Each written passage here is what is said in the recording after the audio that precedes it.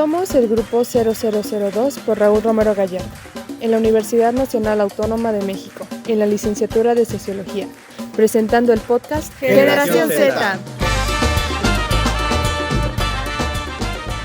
donde acontece el rompimiento de la huelga estudiantil de la UNAM 1999-2000. Presentado por Evelyn Cabrera Juárez, Luis Toriz García, Arriaga Rosy César, Ámbar Rocío González Mendieta y Laura Juárez Bañuelos. Por una educación científica y popular.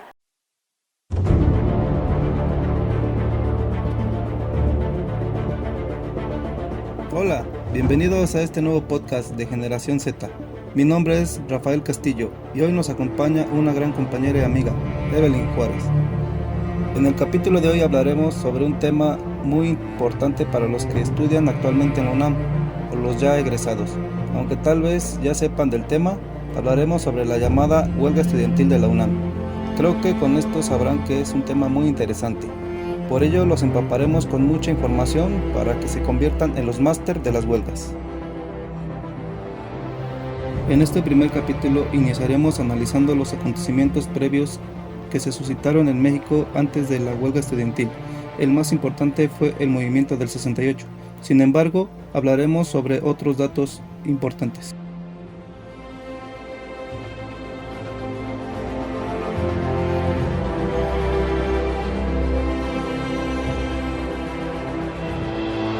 Primero vamos a hablar de las causas del movimiento del 68. Dime, Evelyn, ¿qué generó este movimiento? Hola Rafa, este fue un evento histórico que marcó una aperturación y un parteaguas de la historia mexicana. Trazó gran parte de la conciencia pública del México actual. Este movimiento, causado por el presidencialismo autoritario que se presentaba como un descontento social, como también el acontecimiento de los Juegos Olímpicos número 19, que colocaba a la política y a la sociedad del Estado mexicano en una exhibición de su baja estabilidad, causando que el gobierno temiera un sabotaje de los Juegos Olímpicos. Todo esto generado a causa de una manifestación por parte de estudiantes que no estaban de acuerdo con la represión de profesores y compañeros.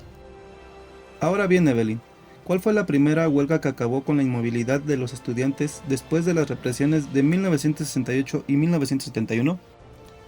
Bueno, este fue el movimiento creado por el Consejo Estudiantil Universitario, por sus siglas CEU, el cual no fue reprimido y que logró sentar en un diálogo público a los representantes de la rectoría, que provocó la derogación de la reforma de Carpizo y logró la aprobación del Congreso Universitario como un mecanismo de transformación interno consensuado. Es importante nombrar a los representantes de este movimiento, ya que ellos generaron un cambio para los futuros movimientos, así como actualmente son personas importantes en la política gracias a su representación en este movimiento. Entonces, Evelyn, ¿me podrás mencionar cuáles fueron estos personajes y qué papel juegan actualmente en nuestro país? Los nombres de Imanol Ordorica, Antonio Santos, Óscar Moreno, Rosario Robles, Salvador Martínez, Della Roca y Claudia Sheinbaum pasaron a ser famosos por su activismo universitario a ser famosos por su activismo en el PRD. Si no mal recuerdo, sé que antes de la huelga del 99 existió un fraude electoral. ¿Eso es cierto? Sí, Rafa, estás en lo correcto. En 1988 existió un fraude electoral en contra de Cuauhtémoc Cárdenas. Esto causó un descontento social ya que no hubo una transparencia electoral, causando grandes manifestaciones en la capital de la República por parte de la población en defensa de sus derechos democráticos, pidiendo la anulación de las elecciones. ¿Me podrás contar un poco más de por qué la UNAM decidió hacer esta huelga? Entiendo que el movimiento del 68 les dejó una herida sangrando, la cual nunca sanó. Y por ello fue un reloj de arena para que llegara un suceso que causara nuevamente un movimiento o descontento por parte de los universitarios y trabajadores. Claro, Rafa, justamente en el movimiento del 68 está muy latente y muy sonado todavía en este momento. Había causado que los estudiantes no se callaran, pero la gota que derramó el vaso fue cuando en abril de 1999 el Consejo General de Huelga tomó las instalaciones de la universidad en protesta por el aumento de las cuotas de inscripción. Con todo esto, Evelyn, ¿Nos puedes contar cómo influyó la política en esta huelga? Bueno, te cuento que la política tuvo mucho que ver, pues desde la implementación de una educación con cuotas, la cual gracias al PRI en ese momento influyó en que esta cuota fuera disminuida a 20 centavos y que con esto los estudiantes apoyaran al partido, pues estaban en su año de preelección. Cuando se crearon las discusiones, se crearon vertientes denominadas mega ultras, en las que se encontraban Contracorriente y el heroico Comité de Huelga de la Facultad de Ciencias Políticas y Sociales, las cuales ayudaron el bloqueo de las principales avenidas de la ciudad y el uso de la violencia, lo que causó el rechazo de las importantes propuestas de mediación y expulsar de las asambleas a los sectores moderados ligados al PRD. Pero por parte de los estudiantes causó una pérdida de apoyo por la mayoría de la comunidad universitaria, como consecuencia de que se radicalizó el movimiento con el ingreso de las ultras que rompían cualquier negociación con la rectoría. Una pregunta, Evelyn. ¿Tú sabrás qué consignas utilizaban en esta huelga? Claro, una de las más importantes en ese momento era moralizar la política al extremo y te quedarás solo. Esta consigna puede sintetizar la historia de un movimiento estudiantil que terminó aislado y con escasa legitimidad, por los ataques constantes que recibió desde el poder político y mediático. Pues bien, Evelyn, ¿qué es lo bueno que sacaron de esta huelga? Su legado es contradictorio, ya que por una parte logró mantener la gratuidad de la UNAM y ser un espacio de formación para los jóvenes que participaron en la protesta, aunque por otro lado dejó un activismo estudiantil fragmentado y desmovilizado. A pesar de que el movimiento logró evitar la implementación del nuevo plan de cuotas, Plan Barnes, los huelguistas no lograron derogar las reformas de 1997 con respecto al pase automático, instalación del Congreso Universitario o evitar que la Comipems aplicara los exámenes. A raíz de la huelga del 99, hubo pérdidas millonarias dentro de la universidad. Algunos grupos de activistas y diversas personas ajenas a la comunidad continúan ocupando espacios de los distintos planteles de la universidad, conocidos como espacio estudiantil o popularmente llamados cubos. Muchas gracias, Evelyn. Nos queda más claro con esta información el cómo se suscitó esta huelga del 99. A todos los oyentes, gracias por su tiempo. Nos vemos en el próximo capítulo de este nuevo podcast de Generación Z.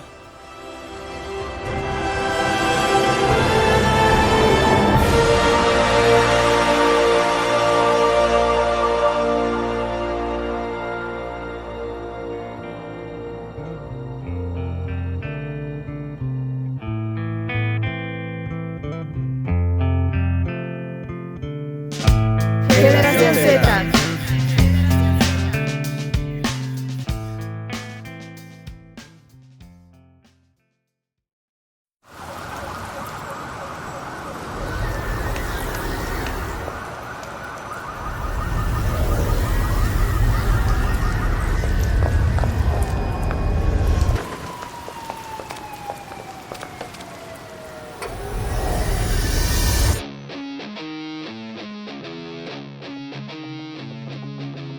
¿Qué tal? ¿Cómo se encuentran el día de hoy? Espero que muy bien.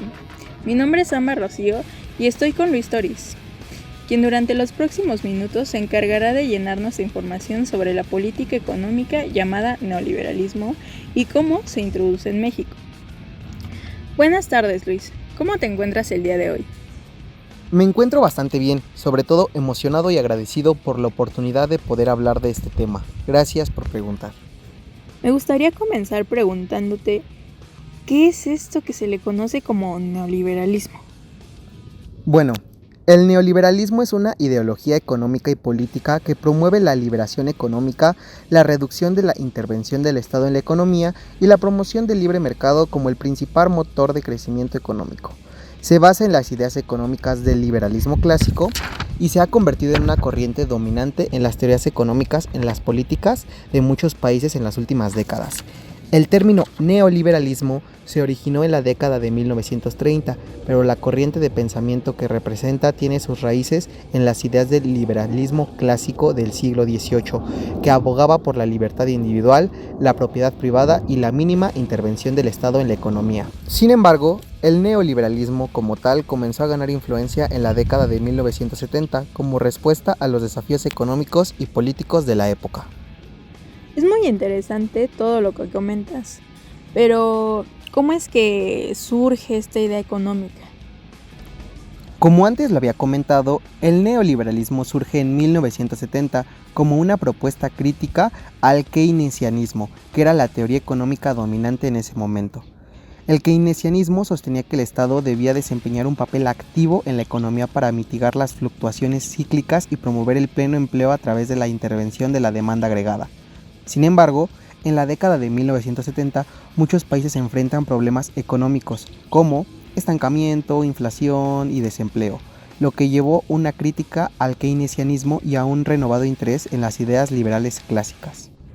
Ahora, ¿cómo es que esta propuesta económica comienza a ser aplicada de forma global? Para llegar a la pregunta, ¿cómo es que se introduce a México? Bien, en la época de 1980 y en 1990 es cuando en muchos países comienzan a implementar sus políticas neoliberales, siendo, por ejemplo, Chile uno de los primeros países latinoamericanos con la idea de implementar reformas en áreas como comercio, inversión, regulación financiera y políticas fiscales, con el objetivo de promover una mayor liberación económica y una reducción de la intervención del Estado en la economía. Sin embargo, también ha enfrentado críticas y controversias en áreas como la desigualdad, la protección social, los derechos laborales y el impacto en el medio ambiente, lo que ha generado un debate sobre su efectividad y sus implicaciones sociales y políticas. Y respondiendo a tu segunda pregunta sobre cómo se introduce en México el neoliberalismo se introdujo en México en la década de 1980 como parte de un proceso de apertura económico y liberación financiera impulsado por el gobierno mexicano en ese momento, en respuesta a las presiones económicas internacionales y las crisis de deuda externa que enfrentaba el país. A esta etapa de transición me gustaría anexar un concepto, el de imperialismo, que se refiere a la expansión política y económica de una nación sobre otras naciones o regiones del mundo. En ese sentido, el neoliberalismo se puede considerar como una herramienta utilizada por los países imperialistas para ejercer su poder económico y político sobre otras naciones. La aplicación del neoliberalismo ha llevado a la creación de mercados globales más integrados, lo que ha permitido a las empresas transnacionales de los países imperialistas controlar gran parte de la producción y el comercio global. El neoliberalismo ha sido promovido por los países imperialistas a través de organizaciones internacionales como el Banco Mundial, el Fondo Monetario Internacional y la Organización Mundial del Comercio. Estas organizaciones han impuesto políticas neoliberales a los países en desarrollo a cambio de préstamos y ayuda financiera, lo que ha llevado a la privatización de servicios públicos como la salud, la educación y el agua, y ha debilitado la capacidad de los gobiernos para regular la economía y proteger a los trabajadores y los consumidores. En la década de 1980, México estaba experimentando una grave crisis económica y una creciente deuda externa. Para hacer frente a esta situación, el gobierno mexicano implementó una serie de reformas económicas neoliberales bajo la dirección del entonces presidente Miguel de la Madrid en 1982 a 1988 y posteriormente continuadas por Carlos Salinas de Gortari en 1988 a 1994. Estas reformas incluyeron medidas como la apertura comercial, la privatización de empresas estatales, la desregulación de la economía, la liberación financiera, la reducción del gasto público y la promoción de la inversión extranjera. Pero, ¿consideras que estas reformas políticas y económicas tuvieron consecuencias? Claro que tuvieron consecuencias tremendas en varios niveles de la sociedad mexicana. Por ejemplo, desigualdad económica, ya que a pesar de la promesa de que la liberación económica y la apertura comercial generarían crecimiento económico y empleo, la realidad es que la desigualdad económica en México ha incrementado. También en pobreza y marginación, ya que aunque se esperaba que el neoliberalismo generara mayor prosperidad económica, millones de personas en México siguen viviendo en situación de pobreza y marginación. La falta de acceso a empleos formales, la precarización del trabajo, la disminución de programas sociales y la falta de inversión en sectores como la educación y la salud han llevado a que muchas personas queden rezagadas y enfrenten condiciones de vida difíciles. De igual forma, la privatización de empresas estatales y la apertura a la inversión extranjera han llevado a la transferencia de recursos públicos y activos estratégicos a manos privadas. Siendo que todo esto ha llevado a un deterioro del medio ambiente y a la explotación desmedida de los recursos naturales en México. La falta de regulación y control en sectores como la minería, la agricultura y la industria ha tenido impactos negativos en la calidad del aire, el agua y el suelo, así como en la biodiversidad, con consecuencias para la salud y el bienestar de la población. Y entre otras muchas consecuencias, pero las más destacables en este podcast son las sociales, siendo que entre ellas se encuentra la huelga del 2000 por parte del UNAM, pero ese es tema para otro capítulo, ¿cierto? Así es. Muchas gracias por tu tiempo al escucharnos y esperamos que sigan aquí para escuchar nuestro próximo capítulo en el cual hablaremos sobre la huelga estudiantil por parte del UNAM de 1999 al 2000. No se lo pierdan.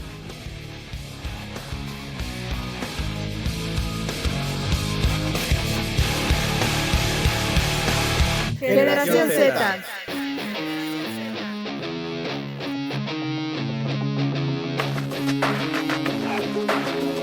Generación Z.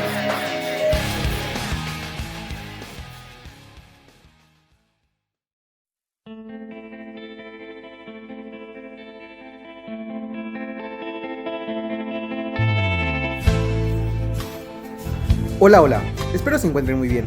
El día de hoy yo, Luis Toris y Ámbar Rocío vamos a hablar de las huelgas estudiantiles del 2000 a modo de una serie de preguntas y respuestas. Primero que nada, queremos saber cómo estás, Ámbar. ¿Cómo te sientes? Muy bien, gracias. Estoy emocionada por participar en este podcast y hablar sobre un tema tan importante al cual debemos unos cambios que beneficiaron a muchos de nosotros ahora mismo como estudiantes. Bueno, una de las preguntas indispensables para comprender estas huelgas estudiantiles es saber el contexto en el que se desarrollan, por lo que te pregunto, Ámbar, ¿cuál fue el contexto histórico en el que se desarrollaron las huelgas estudiantiles del 2000 en México? El contexto histórico en el que se desarrollaron las huelgas estudiantiles del 2000 en México fue marcado por la transición democrática en el país después de más de 70 años de gobierno del Partido Revolucionario Institucional, o sea, el PRI. El país estaba experimentando una serie de cambios políticos, económicos y sociales con la llegada del neoliberalismo. Claro. De hecho, en el capítulo anterior hablamos sobre él, ya que lo consideramos una parte clave del contexto sobre este tema. Exacto, porque recordemos que en este modelo se incluían reformas a la educación y a la privatización de servicios públicos que se sumaban a la crisis económica y a la pobreza en la que se encontraba una gran parte de la población. Ahora que ya podemos ubicarnos sobre el contexto, ¿cuáles dirías que fueron las causas de las huelgas estudiantiles del 2000 en México? Bueno, el 20 de abril de 1999 estalló la huelga. Las causas de la huelga fueron diversas y complejas. La principal fue la inconformidad de los estudiantes universitarios ante la reforma a la Ley Orgánica de la Universidad Nacional Autónoma de México, que promovía la privatización de la educación. Esto causó que se derogara y modificara el Reglamento General de Pagos de 1966, que establecía la cantidad de 20 centavos por efecto de inscripción, cambiándolo a un nuevo Reglamento General de Pagos. El nuevo RGP modificaba el cobro de cuotas semestrales basadas en el salario mínimo vigente en el DF, equivalentes a un cobro anual de 1,360 pesos para los estudiantes de bachillerato y de 2,040 pesos para los estudiantes de licenciatura. Además, los estudiantes también se manifestaron en contra de la violencia y la represión policial hacia los jóvenes que participaban en movimientos sociales y de la corrupción en la administración de la UNAM. De hecho, aquí quiero abrir la pauta para hacer hincapié en un fenómeno interesante que nos explica Pablo González Casanova, en el que podemos observar de manera muy fuerte en los movimientos estudiantiles como manifestación de este. Bueno, y este es el colonialismo interno, que nos habla que las naciones que en algún momento fuimos colonia, a pesar de ya no serlo, tenemos un fuerte sentido de relaciones sociales de dominio y explotación.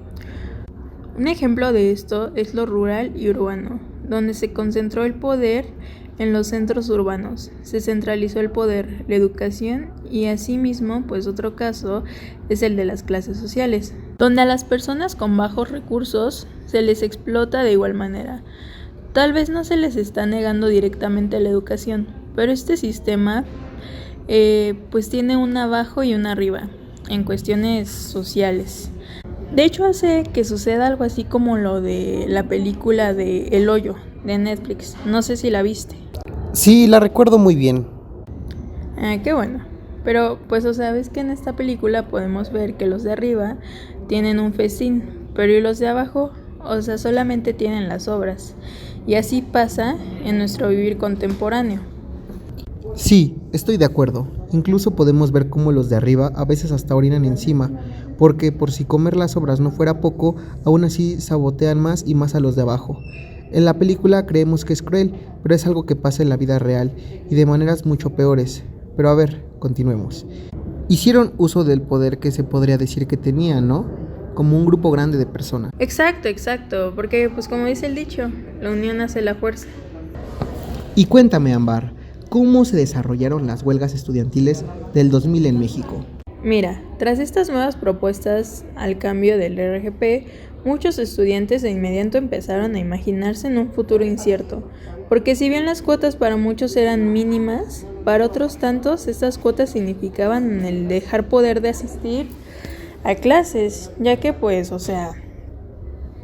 tienes que contar la comida, el transporte y todo eso, ¿no? Que para muchos ya era pues un reto poder comprar todas esas cosas. Pero mira, algo así se desarrolló. El 19 de febrero fue la primera asamblea en la Facultad de Economía. Luego el 24 de febrero fue la segunda asamblea en la Facultad de Filosofía y Letras. Después se exhortó al diálogo para el rector Barnés con el fin de que no se aprobara el nuevo RGP el 2 de marzo, pero Barnés no asistió, por lo que hubo una mega marcha de Parque Hundido a Rectoría. Ya luego empezaron a entrar en paro de 24 horas, casi 23 escuelas el 11 de marzo. Pero pues aún así las autoridades no tenían ninguna intención de cambiar la propuesta. De hecho, hasta amenazaron a los estudiantes participantes con tomar pues medidas legales. Pero pues no los detuvo. Solo que el 15 de marzo, cuando se hizo pues la reunión con el consejo para cambiar el reglamento general de pagos, se excluyó a los miembros del consejo estudiantil, cambiando de última hora la sede al Instituto Nacional de Cardiología, sin avisarles. Por lo que el 20 de abril de 1999 estalla la huelga. Se crea el Consejo General de Huelga, que reunía 40 asambleas, 120 delegados y 5 delegados de cada escuela. Las autoridades seguían sin querer dialogar. Hubo muchas más marchas, pues obviamente no todos querían el paro, había padres, profesores y estudiantes que estaban muy en contra de este paro. Y algo súper feo que estaba pasando es que estaban secuestrando a los estudiantes paristas. Justo por eso ya los estudiantes ya no quisieron que Televisa o TV Azteca entrara a las reuniones que tenían ellos, porque no estaban difundiendo completamente la información que ellos estaban viendo. Pero no todo era horrible aquí. De hecho, al mes de la huelga se celebró un concierto masivo que tuvo lugar en el Estadio Olímpico Universitario. Y pues el 7 de junio se aprobaron que las cuotas fueran voluntarias mediante un estudio socioeconómico. Hubo mucha confusión de parte de los alumnos de si regresar o no regresar. Por otra parte, se iniciaron inscripciones extramuro. Y a estos 101 estudiantes el 1 de agosto quisieron impedirlo.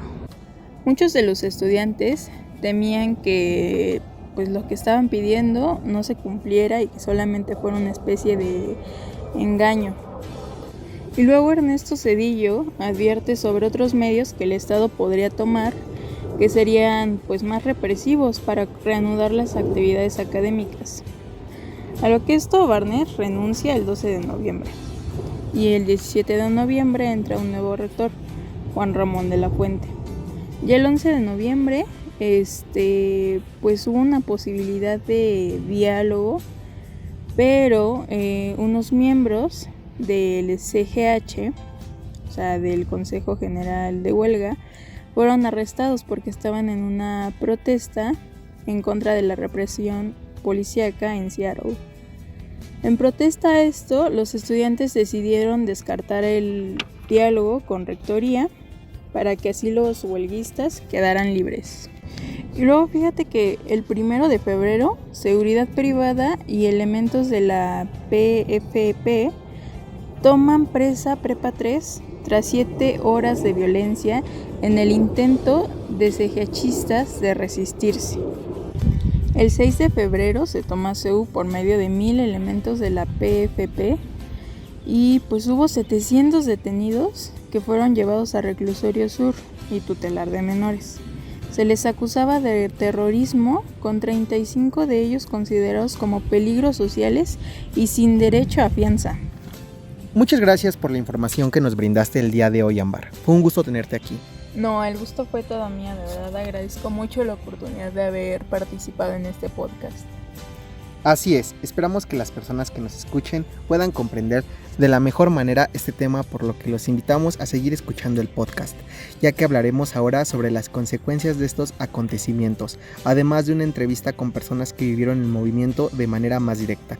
Una vez más, muchas gracias, Ámbar, y también muchas gracias a quienes nos están escuchando.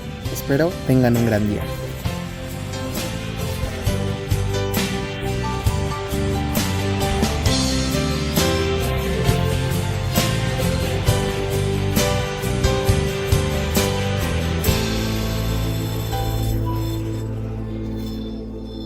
Generación Z.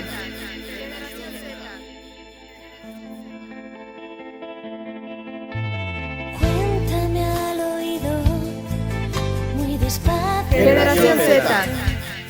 Porque tiene tanta luz.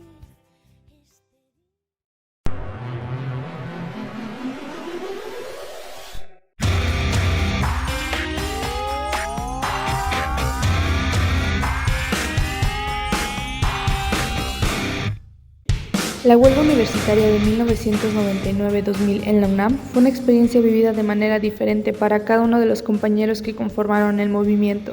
Y si bien no fue un factor único y decisivo para el futuro que tomaron cada una de estas personas, no se puede negar el hecho de que tuvo cierta influencia.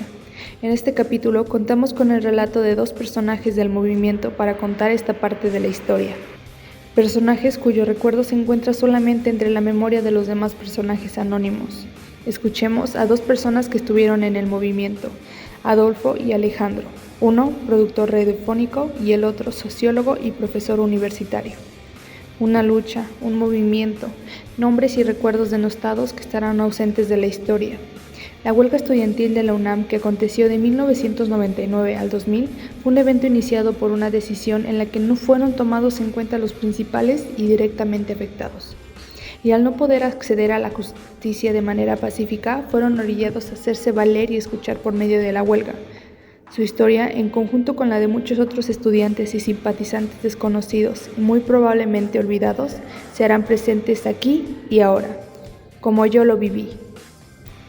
Yo soy Laura Juárez Bañuelos y esto es Generación Z, el podcast.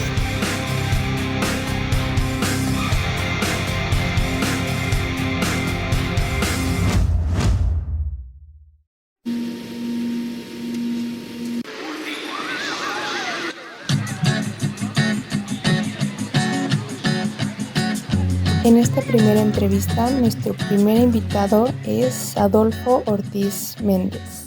De primera instancia, ¿cómo fue tu vivencia? ¿Cómo fue que te enteraste? ¿O cómo fue para ti este primer suceso? Laura, muchas gracias por invitarme a esta charla. Efectivamente, yo me encontraba estudiando en el Colegio de Ciencias Humanidades, Plantel Oriente, cosa que siempre me gusta reafirmar, pero al mismo tiempo no, porque yo había dejado los estudios del bachillerato y me había ido a vivir a la comunidad de Amatlán de Quetzalcóatl, en el municipio de Tepoztlán. Allá yo llegué en el año 98, por lo tanto, el año 1999 me agarra en Tepoztlán. Y yo a través de la lectura del periódico, particularmente de La Jornada, me entero primero, en marzo, de el incremento a las cuotas, o dicho de otra manera, la modificación al Reglamento General de Pagos.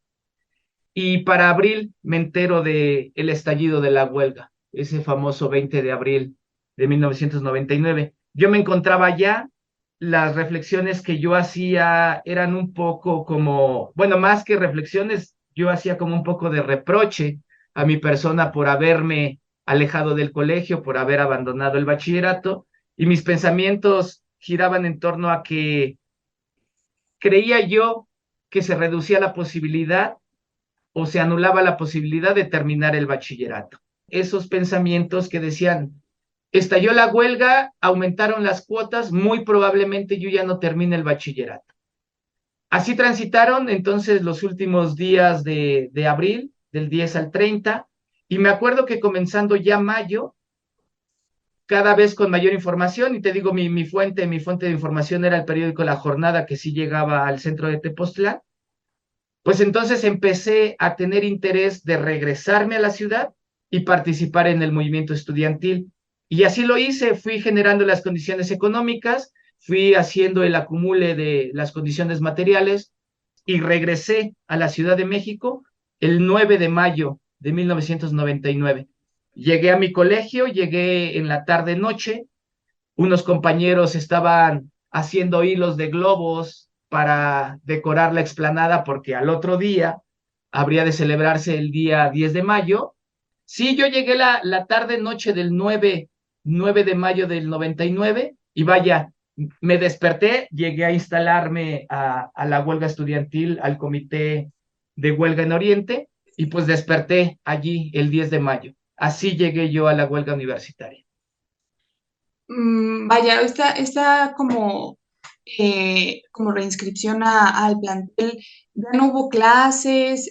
Bueno, ¿ya no tomaste clases? ¿O todavía hubo esta como vida estudiantil normal, por así decirlo? ¿O fue de repente este estallido de la huelga? El estallido de la huelga no fue tan de repente, porque las movilizaciones en contra de la modificación al Reglamento General de Pagos comenzó desde marzo. Ahora ya no recuerdo con precisión en qué momento, en qué día de marzo se dan estas modificaciones, pero lo que yo puedo contarte es que el entonces Consejo Universitario no lo hizo en una sesión normal, no lo hizo en el lugar donde habitualmente se reunía, sino se refugiaron en instalaciones afuera de la ciudad universitaria. Sí. La misma ¿Cómo? prensa registra, sí, tú dime. No, claro, sigue. Decía yo, la misma prensa lo registra de que compañeros estuvieron haciendo los llamados a la atención, generando las movilizaciones, anunciando el repudio y pronosticando o avisando de que si no se daba marcha atrás al Reglamento General de Pagos, iba a explotar la huelga. La huelga explota para unos la tarde-noche del 19 de abril, para otros el 20 de abril y unos cuantos planteles los días posteriores. Pero vaya, la fecha emblemática es el 20 de abril. A partir de este momento, Laura, todas las instalaciones de Ciudad Universitaria, todas las instalaciones que le pertenecen a la UNAM, empezando por nuestros colegios, ¿no? En ese entonces, las Escuelas Nacionales de Estudios Profesionales, las llamadas ENEPS, y claro, las Escuelas Nacionales Preparatorias, todas las instalaciones pararon clases. Entonces, la vida estudiantil ahí acabó. Lo que comenzó fue la movilización estudiantil para luchar en primera instancia en contra de la modificación al Reglamento General de Pagos y posteriormente a lo que se quedó enumerado de forma muy perfecta en lo que llamamos los 6 puntos del pliego petitorio. Porque la primera demanda, Laura, fue la abrogación del Reglamento General de Pagos, pero la discusión de las asambleas dio como pauta la construcción de 5 puntos más, que si te parece más adelante los vamos enumerando, que es allí donde también la comunidad estudiantil se dio cuenta que el aumento de cuotas era casi lo de menos. Había, y si me dejas también seguir en el presente, hay siempre problemáticas en la universidad que necesitan solucionarse, ¿no? De forma organizada. A propósito de que me había comentado tantito anteriormente, está como solicitar que los demás compañeros siguieran informados, cómo la prensa o cómo los medios de comunicación vendían en aquel entonces este movimiento, como a las demás personas que eran ajenas a la universidad y que por lo tanto pues solamente dependían de estos medios de comunicación para saber lo que estaba ocurriendo, cómo vendían esta información. Mira, me gustaría abordar esto primero acotando el campo semántico llamado medios de comunicación, ¿no? Si bien el espectro ahí puede ser amplio, pero recordemos que estamos en 1999, llegaremos al 2000, y por lo tanto no existen las redes sociales que para nosotros hoy no son tan familiares. Quiero reducir el campo semántico, creo, a dos medios: a la prensa escrita, y la televisión. Probablemente quepa aquí también la radio, y claro que la radio para entonces todavía tenía mucha importancia, pero me gustaría destacar en el orden de jerarquía, la televisión y la prensa escrita. Aquí en la televisión también pudiéramos especificar. El duopolio televisivo de entonces era súper preponderante. Si ahorita es todavía importante, en ese momento era preponderante. La difusión de Televisa y la difusión de TV Azteca. En contrasentido, el canal 40, entonces llamado CNI, particularmente con el noticiero nocturno que en aquel entonces conducía Ciro Gómez Leiva y Denise Merker.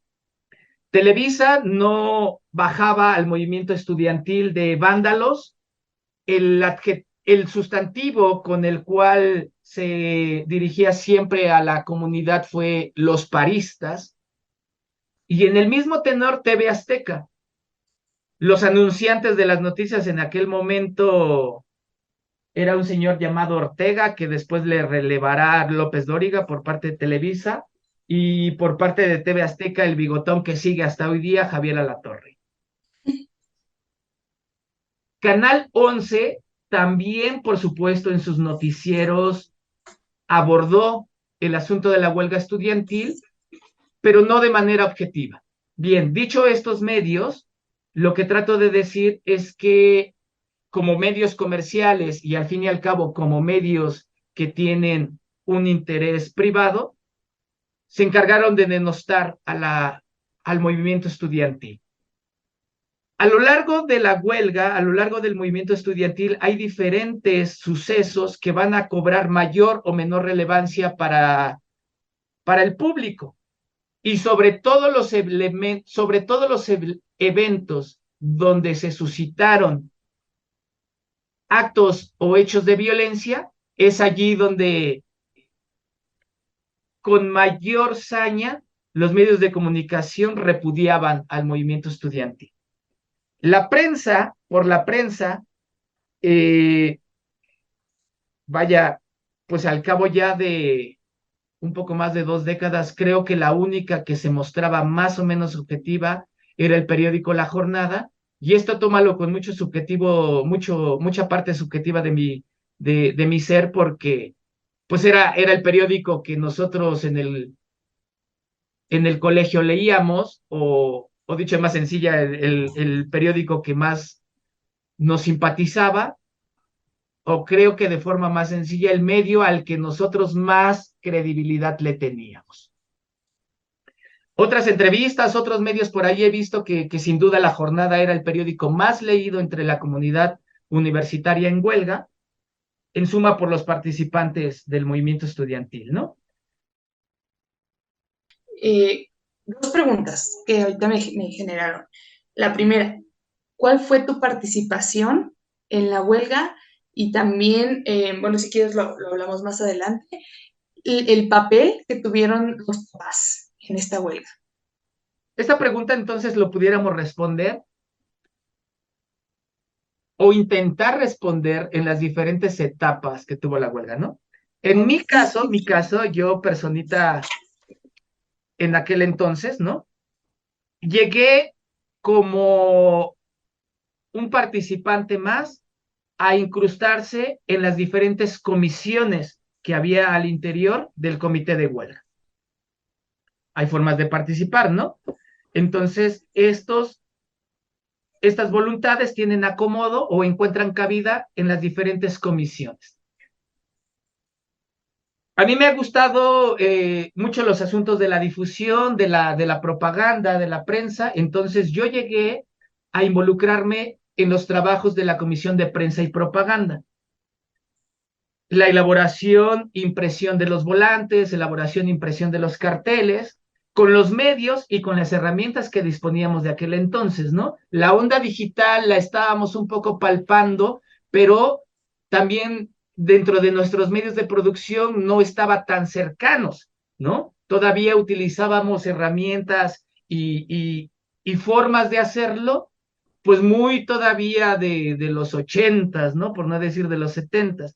Para tratar de ejemplificar lo que estoy diciendo es, las fotocopias en mi colegio no nos eran tan accesibles, de tal manera que todavía recurrimos al mimeógrafo como un aparato para imprimir. Bueno, Comisión de Prensa y Propaganda yo llegué. Había otras, la Comisión de Cocina, la Comisión de Finanzas, la Comisión de Enlace, vaya, y tal vez se me olviden otras, ¿no? Sí, sí. Lo que trato de decir es que en mi colegio nunca hubo preponderancia, déjame decirlo con estas palabras llanas, de un grupo de sesudos que fueran nuestros dirigentes. En mi colegio no lo hubo, ¿no? En otras escuelas o en otros planteles, que allá que te cuenten otros, ¿no? Pero en mi plantel no. De tal manera que, claro, como en todos los grupos humanos, hay personas que toman mayor responsabilidad, que en determinado momento pueden tener mayor protagonismo o que por misma iniciativa también puedan tener un papel más o menos destacado, ¿no? Pero al fin y al cabo, era por una cuestión de conciencia en la participación, meterse a alguna de estas comisiones para hacer los deberes como cualquier grupo tiene que hacer, empezando por comer. A lo largo de la huelga, no es de que uno se metiera única y exclusivamente en una forma de actividad o al interior de una comisión. Hubo quien a lo mejor lo hizo, ¿no?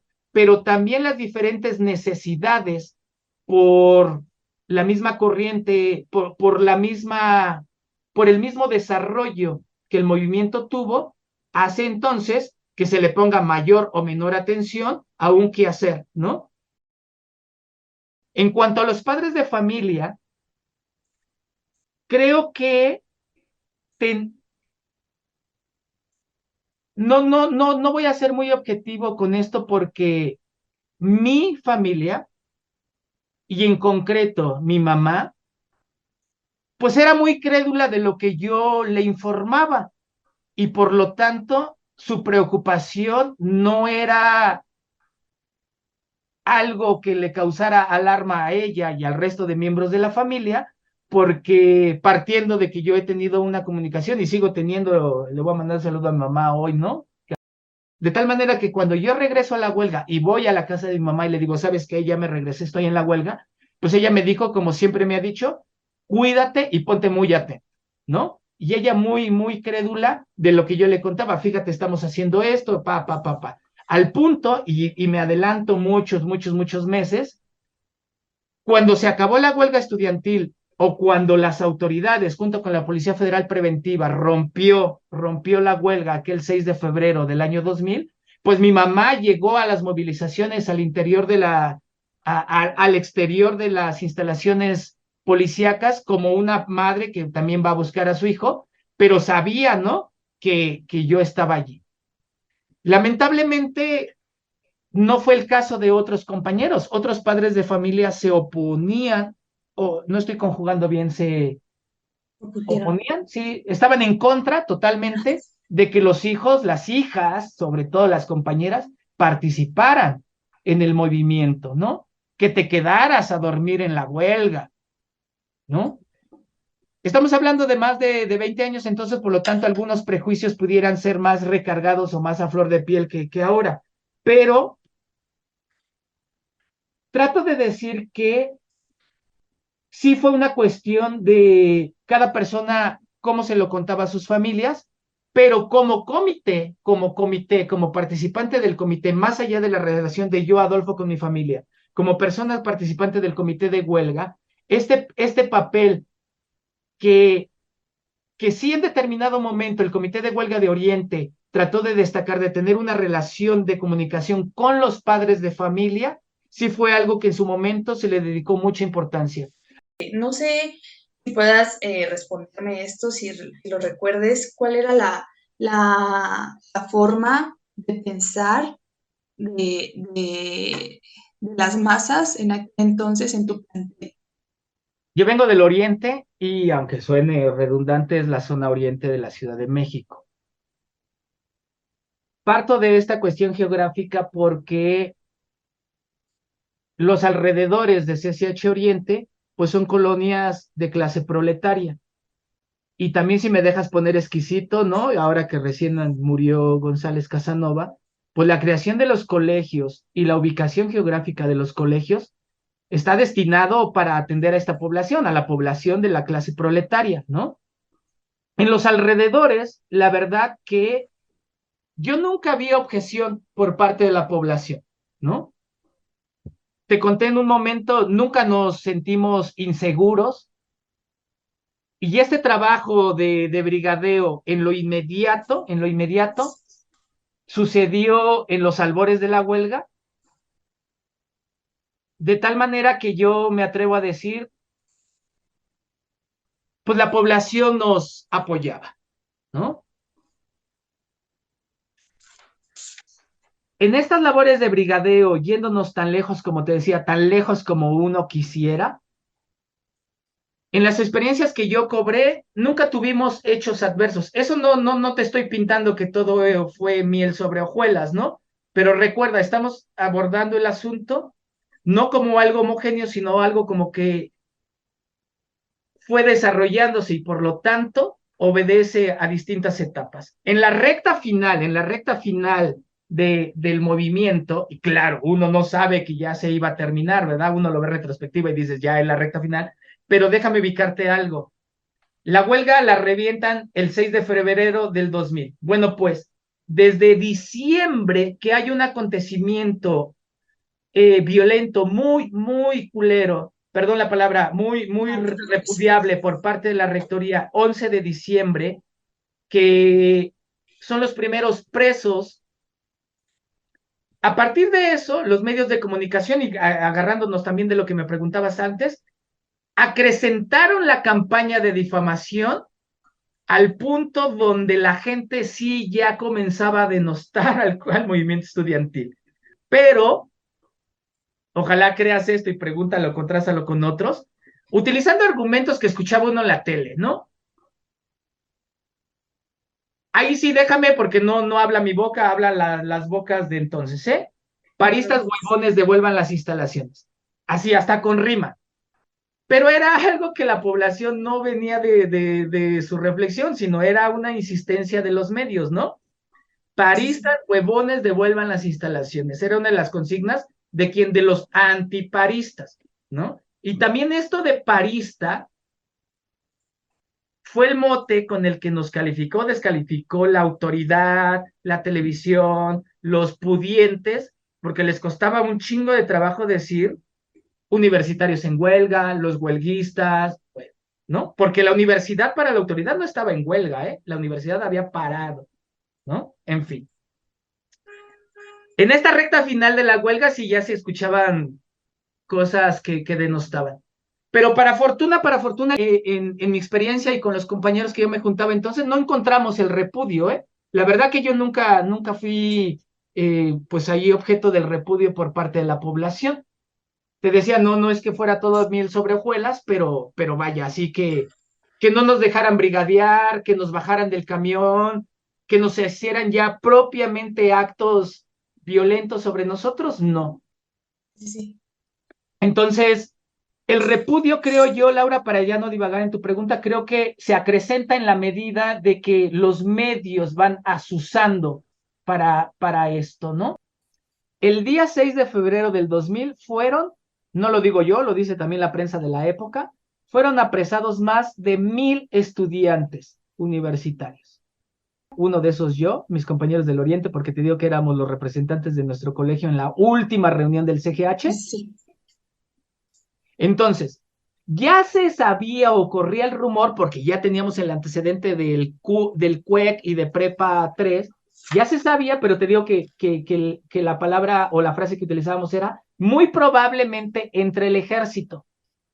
Todo el mundo estábamos esperando al ejército como alrededor de la medianoche, pero no fue así. Entonces ya dieron la 1, dieron las 2, las 3, las 4, y pues el ejército no llegó. Y caímos, creo ya también viendo en la retrospectiva, en el error de la desatención. La gran mayoría de los estudiantes detenidos salimos la mañana del día 8. 8 de febrero. Ajá, ahí sí me deja regresar Sí. algo sobre con respecto al papel de los padres de familia. Ajá. En realidad lo que querían las putas autoridades, ya las autoridades federales, era trasladarnos a los reclusorios. Parte también de los detenidos todavía eran menores de edad y estos güeyes fueron a parar, ellos fueron a parar al tutelar para menores. También cobra este detalle. Hubo gente de Prepa 2 que oficialmente no estudia en la preparatoria.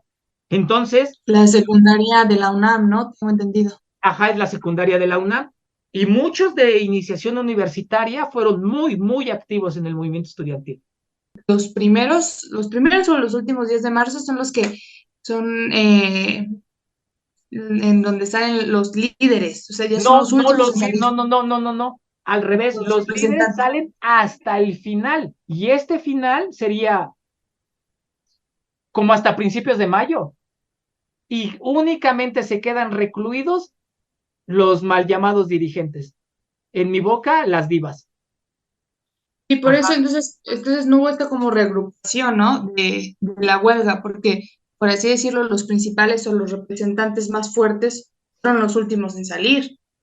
Y por eso la prioridad durante febrero, marzo y abril fue la libertad de los compañeros presos, o dicho de otra manera, otra reinterpretación, le sumamos un punto más al pliego petitorio. ¿Cuál? La libertad de los compañeros La libertad presos. de los presos. ¿Qué es lo que ocurrió después de la huelga? Exacto. Pues sí, como que reintegrarse a las clases en los intereses personales de cada uno como estudiantito, pero el interés general, el interés colectivo era movilizarse por la libertad de los compañeros.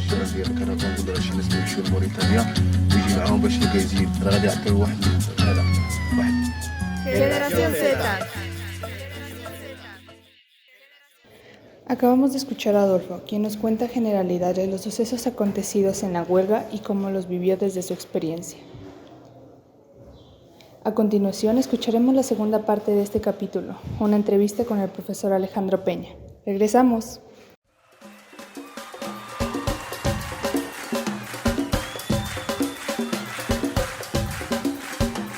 Ustedes están escuchando Podcast Generación Z.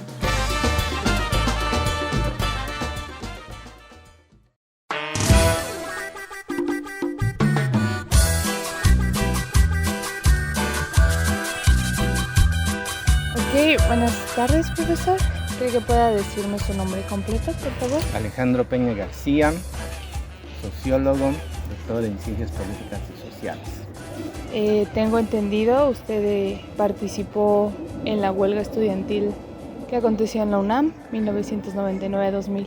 No participé directamente porque ya no era alumno inscrito, estaba haciendo mi tesis en ese entonces y trabajando. Entonces, al inicio solamente me enteré pues, por las noticias y por algunas marchas, movilizaciones y demás, ¿no? Ya después, en el transcurso de los acontecimientos, sobre todo cuando empezó a alargarse y a empantanarse la situación, pues sí me integré junto con otros compañeros de la facultad, pues con propuestas de diálogo, movilizaciones y demás, ¿no? Bueno, me cuenta así generalidades, cómo fue su participación, pero creo que pueda explicarme un poco más cómo fue esta participación en el movimiento. Ok, más o menos como cuando había el movimiento empezó, la huelga empezó en abril, y como para mediados de año, julio, agosto, cuando se empezó a polarizar muchísimo la situación, pues creamos una organización, una pequeña organización que se llamaba Coordinadora de Estudiantes de varias facultades, había de Economía, de Arquitectura, de Filos, que pues querían impulsar la perspectiva del diálogo, ¿no? Entonces, pues siempre que había movilizaciones, pues íbamos a repartir volantes, tratamos de conectar con profesores y fuimos, pues, dentro de los que pues apoyaban en particular una propuesta que en ese entonces fue famosona, de los llamados eméritos, que trataba de crear un espacio de diálogo y de negociación para levantar la huelga, junto con la aprobación de los puntos del pliego petitorio, ¿no? Y bueno, esa tuvo la propuesta de los eméritos, tuvo buen eco en la opinión pública, y también incluso pues decían de la parte de los compañeros de la huelga que sí salvaba algunos de los puntos principales del pliego petitorio, ¿no? Sin embargo, finalmente no la aprobaron, y entonces ya poco después, que fue como que en noviembre, creo, ya cuando designaron al rector de la Fuente, pues parte de la propuesta de solución fue retomar los puntos de la propuesta de los eméritos, ¿no? Esa fue básicamente mi participación directa. Para usted, ¿cómo fue cuál fue su impresión en el estallido de la huelga, su forma de pensar? ¿Qué era lo que pensaba en aquel momento? Mira, en aquel momento la forma en cómo se dio la huelga al inicio estaba completamente de acuerdo, o sea, porque efectivamente era otro intento de privatizar la UNAM, sí, o sea, de recomponerla, de transformarla para que funcionara en una lógica pues más dentro del sistema capitalista, ¿no? Sí, básicamente, o sea, reordenarla para que funcionara mejor. Y pues fue un error del gobierno y de rectoría proponer esos cambios así, ¿no? Al inicio creo que había un consenso mayoritario de la comunidad universitaria en defensa de la educación pública en la universidad, ¿no? Fue muy festiva al inicio, había mucha participación, las marchas eran muy numerosas, ¿no? Pero la verdad es que después, por el rollo interno de los grupos de activistas y también porque seguramente metieron mano otras fuerzas políticas, hubo una guerra de desgaste horrible, ¿no? O sea, en la cual de la parte oficial de rectoría y del Estado, pues apostaban a que se desgastara y que en algún momento se pudieran implementar las medidas que querían, ¿no? Y por el lado de los estudiantes hubo una radicalización, además de una polarización, hubo una radicalización de los métodos muy excluyentes, muy autoritarios, que impidieron la participación amplia de los estudiantes, ¿no? Entonces llegó a un punto muerto en el que era una minoría los que tenían la universidad cerrada, no había perspectivas pues de solución, no había una apertura real al diálogo de las dos partes, ¿no? Y se llegó a un punto muerto en el que prácticamente apostaban al desgaste de las dos partes, ¿no? Sí, sí. Lastimosamente, la solución fue, o la forma en cómo terminó el asunto fue una medida de fuerza, ¿no? Sí, sí. Bueno, me comenta usted que era tesista, ¿no? En aquel entonces. Quiero hacerle una pregunta para dar pauta a la siguiente. ¿Usted estaba trabajando en algún sitio aquí en la alguna UNAM, institución de la UNAM? En el 99 estaba trabajando en una revista de estudios legislativos que tenía su sede en la Cámara de Diputados. Y renuncié por ahí como de septiembre, octubre del 99. Entonces yo ya estaba terminando, bueno, terminé mi tesis en el 99. De hecho la inscribí y quedó pendiente, me titulé hasta un año después, hasta el 2000, porque, bueno, y de hecho estaban los trámites, se podían hacer extramuros los trámites, pero decidí, pues ahora sí que por una congruencia con el movimiento, pues detener mi proceso, ¿no? Sí, entonces, sí. Digamos que en el final de la huelga, era tesista desempleado en ese entonces. Bueno, pero fue para unirse a la causa, ¿no?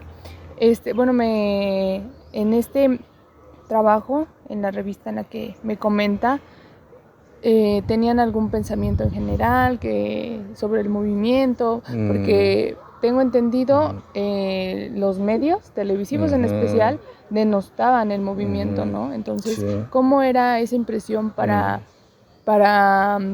pues en el ambiente en el que usted estaba, para las demás personas con las que... No, mira, para empezar en el medio laboral, pues obviamente estaban en contra de la huelga, ¿no? En contra del movimiento.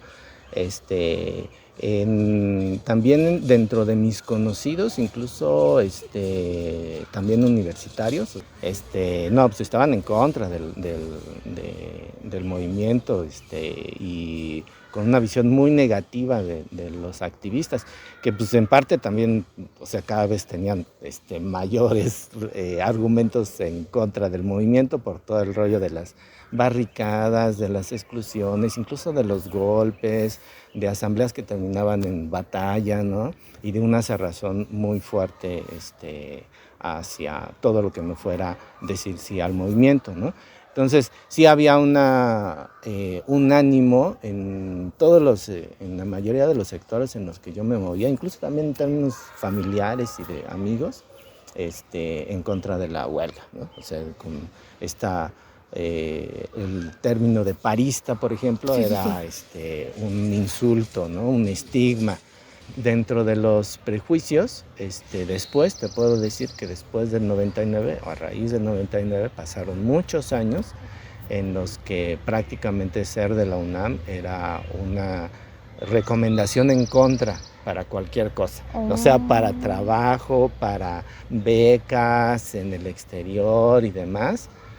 Era un estigma ser de la UNAM, ¿no? Okay. Como casi guerrillero, revoltoso. Sí, totalmente. ¿Qué es lo que lo lleva a usted a unirse al movimiento? O sea, a tal grado de usted detener su proceso de titulación. Prácticamente pues me quedé como a la expectativa, creo que como muchísimos universitarios, que teniendo simpatía por las demandas del movimiento, estando en contra de la forma en cómo se había impuesto, trataban de imponer las reformas, y obviamente también sabiendo que lo que existía en los medios de comunicación eran puros prejuicios, y viendo que no había solución, pues a la expectativa de esperar, estar informados, y con una angustia pues así permanente, ¿no? De ver qué es lo que va a pasar. Sí. Yo tengo una pregunta.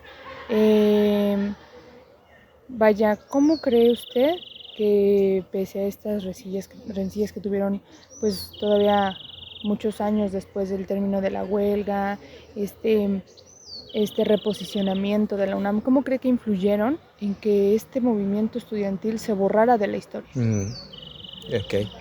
Ok.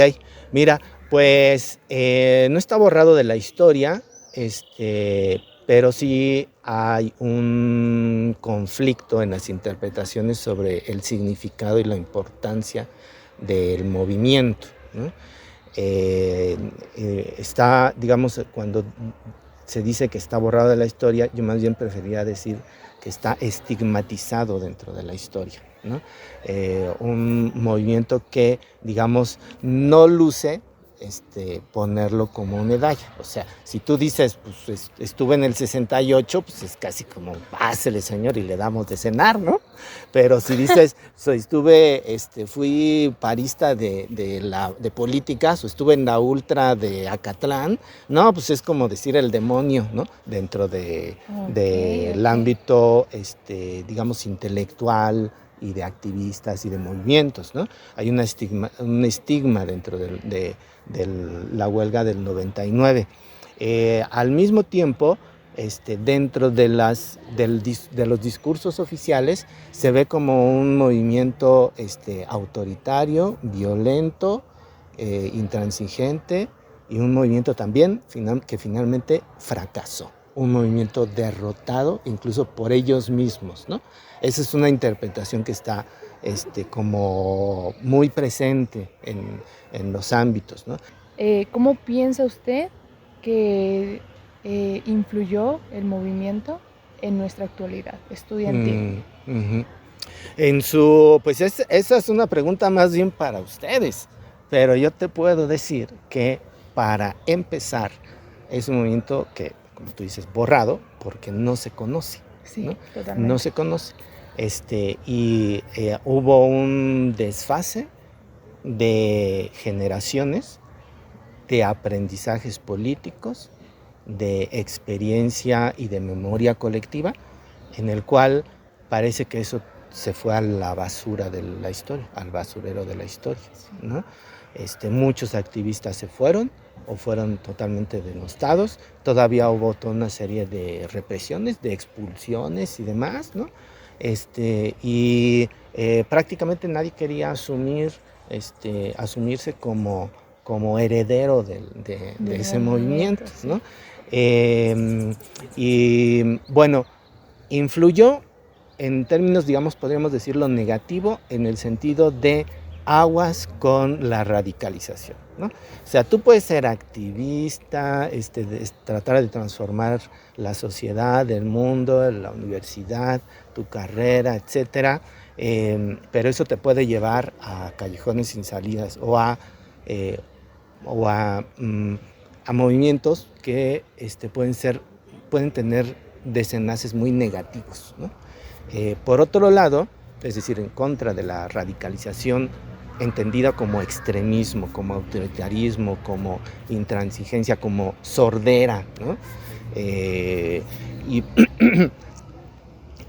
Pero vaya, también posibilitó algo, Laura, que es curioso, interesante, que es que entonces las siguientes generaciones tuvieron que aprender por sí mismas.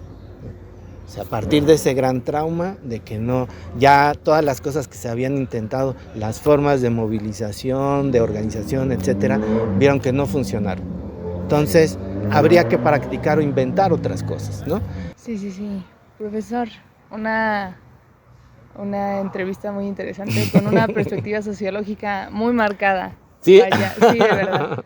Sí, Okay, sí, pues profesor. sí, no se puede ocultar esto. Sí, muy interesante de verdad tener otra perspectiva diferente del movimiento, y yo también creo que es algo que actualmente es como una vivencia inconsciente, ¿no? Estamos viviendo las consecuencias del movimiento, pero no lo sabemos. Entonces, así es. Muchísimas No, gracias. a Le ti. agradezco mucho que haya aceptado mi entrevista. Sí. Quiero ver amanecer, pero del otro lado ver amanecer, pero que alguien se quede. Generación Z.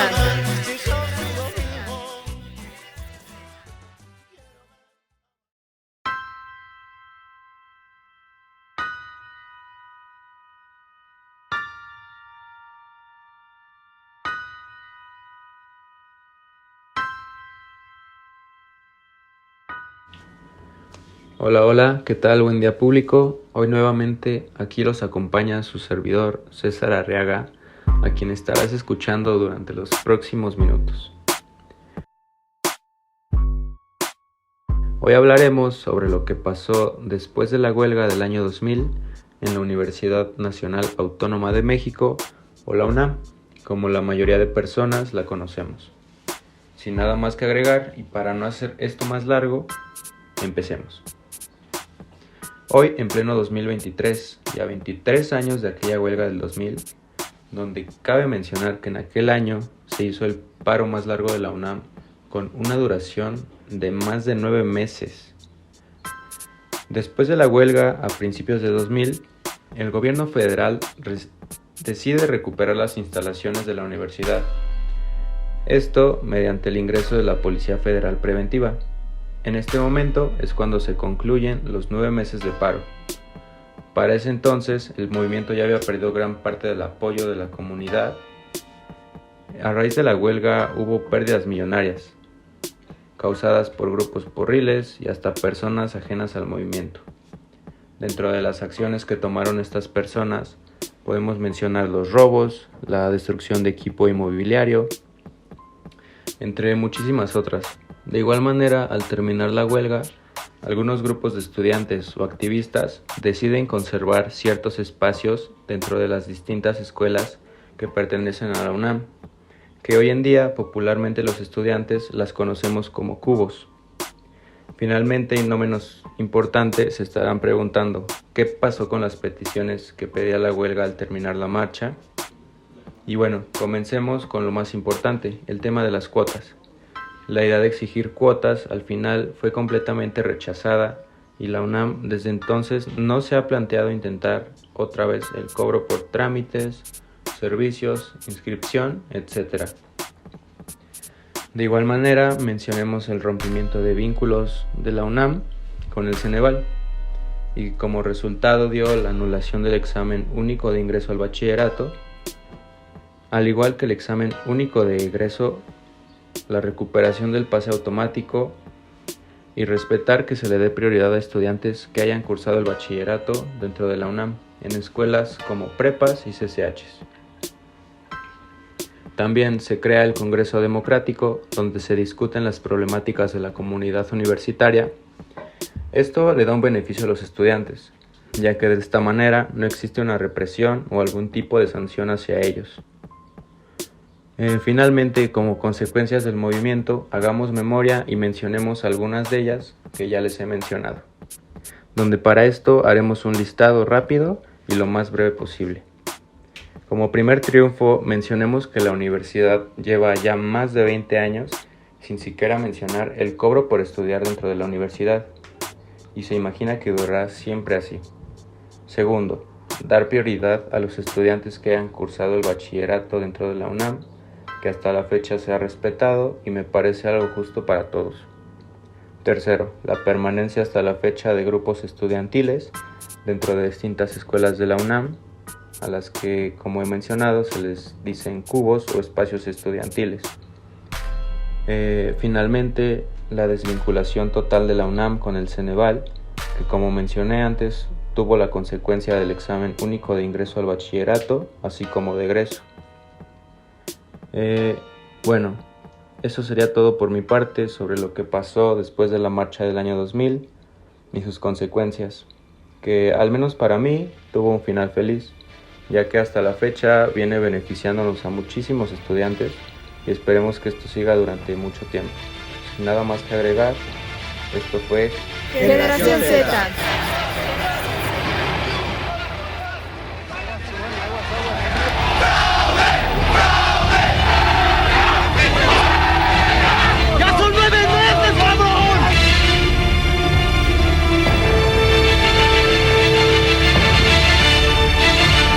Estamos por el levantamiento del paro. ¡Déjalo!